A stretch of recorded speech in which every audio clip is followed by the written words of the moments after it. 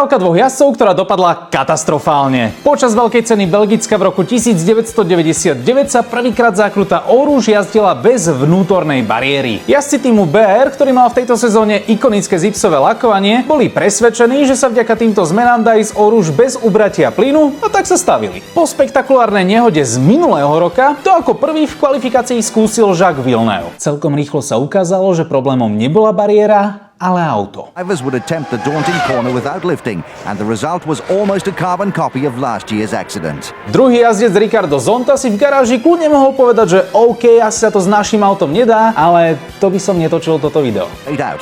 The Brazilian didn't back off from the challenge and suffered an even more spectacular accident than Villeneuve.